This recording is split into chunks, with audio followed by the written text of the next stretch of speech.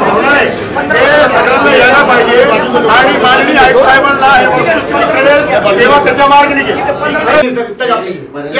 ऐकून घ्या आहे पण त्याला आहे ना बस त्याला माहिती आहे की मागे दोन बाबी ज्या एक तर अतिक्रमण धारक बी आहेत कारणीभूत आणि काही दुकानदार सुद्धा कारणीभूत. जे दुकानदार असतील तुम्ही त्यांच्यावर कारवाई करा. जे दुकानदार असतील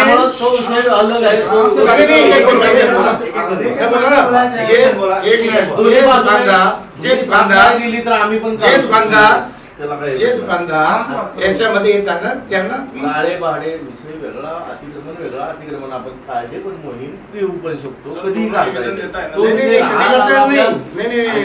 हे परमनंट पाहिजे. आता तुम्हीच बसून देऊ नका, स्वतःच बसून देऊ नका तिथं. म्हणजे तुमच्या का आम्ही करू का रेकॉर्डिंग करा, यांच्या का आम्ही करू का भांडगड करून मारमारी करू का? मारने को आते भांडगड नाही करत तुम्ही, त्याला प्रोटेक्ट हमको मारने आते वो मारने को आते हमको क्या करेंगे? बोलो ना अपन वो मारने का मार खाने का हमने. अहो तुम्ही तुमच्या दारात बसून तुम्ही कसं बसू द्यायला सांगा? आपने उसको निकालो मासे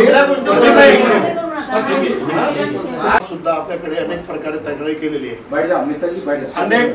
अनेक वेळा आपले सरकारी केलेले आहेत आणि जेव्हा जेव्हा आम्ही तक्रारी केलेली आहेत तर आपल्याकडून म्हणजे ते तेवढं पुरतं आम्ही तात्पुरतं तुम्ही कारवाई करता.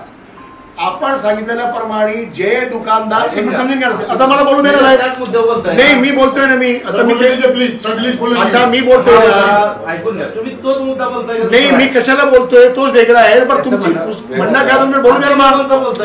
त्यांचं म्हणणं काय साहेब मला तुम्ही अतिक्रमणला बोलतोय. दोघी विषयाचे भाडेवाढच्या विषय तुम्ही सपोर्ट करा, तुम्हाला लगेच काढून देणार सगळी. मला एक सांगा, नको त्या गोष्टी बोलून तुम्हाला क्षणात काढून देतोय का? चालेल ना, करायला तुम्ही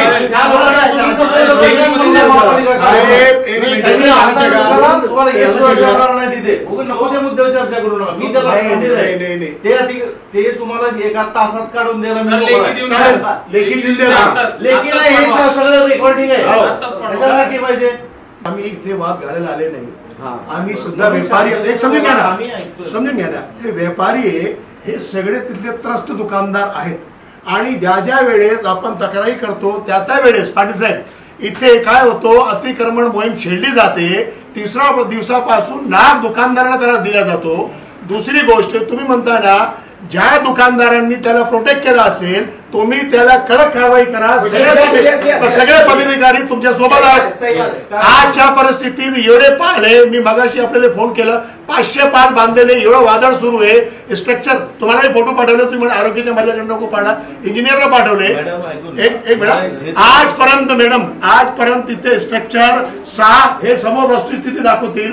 म्हणजे साक्षात तिथे फॅमिलीला लागता ते वाचले. त्याच्या आजपर्यंत त्याची काही रिपेअरिंग झालेली नाही. दुसरी गोष्ट, एवढे मोठे पेट्या थाटलेले आहेत तिथे की आपण कोणत्याही गेटमधून मोकळे श्वास घेऊ शकत नाही. गाडी सोडा, जर ही वस्तुस्थिती आपण जर पार्किंगची जागा मोकळी करून दिली तर ते व्यापाऱ्यांना योग्य रीतीने तिथे आपल्याला गाड्या उभा करता येईल.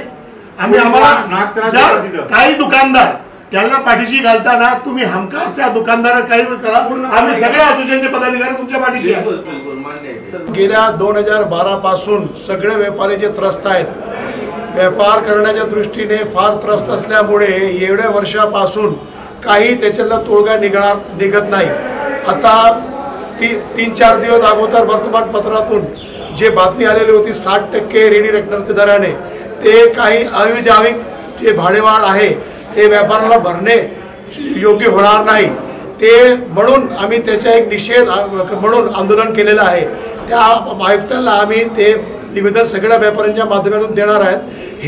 हे वस्तुस्थिती आम्ही माननीय देवेंद्र फडणवीस साहेब, स्थानिक आमदार यांच्या माध्यमातून शासनाला कळवणार आहात, जेणेकरून इथे गेल्या 30 ते 40-50 वर्षापासून जे व्यापारी व्यवसाय करीत आहेत त्यांचे जीवनावर उद्गार होण्याची पाळी येणार नाही असा आम्ही शासनाने कळवलेलं आहे. येणाऱ्या काळामध्ये आम्हाला हे स्वर्णमात काढावे, जेणेकरून आम्ही तिथे योग्य रीतीने आम्ही कायमस्वरूपी व्यवसाय करू, ही आमची मागणी आहे.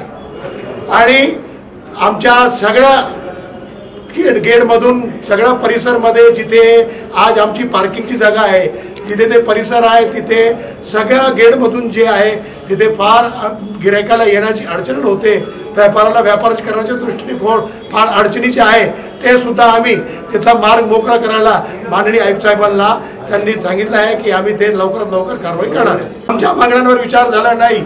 येणाऱ्या काळामध्ये आम्ही बेमुदत दुकाने बंद करून इथे प्रशासनाच्या समोर आत्मदहन करू, हे आम्ही सगळं व्यापाऱ्यांतर्फे लेखी निवेदन देण्यात आलेलं आहे. सकाळी 11 वाजेला मोर्चाला सुरुवात झाली. व्यवस्थित मोर्चा महापालिकेत आलेला होता. साहेबांना निवेदन देण्यात आलं की जी भाडेवाढ तुम्ही रद्द करा, अवाजवी भाडेवाढ लावलेली तिला रद्द करा व आम्हाला योग्य मार्ग द्या. आणि अतिक्रमणाबाबतही साहेबांशी चर्चा झाली व इन्स्पेक्टर साहेबांनी सुद्धा सांगितलं की आम्ही तुम्हाला प्रोटेक्शन देऊ आणि ते व्यवस्थित काढण्यात येईल. आता शांततेत मार्गाने आम्ही हे सर्व ऐकलेलं आहे साहेबांचं आणि सुवर्ण मध्य काढायला सांगितलेलं आहे.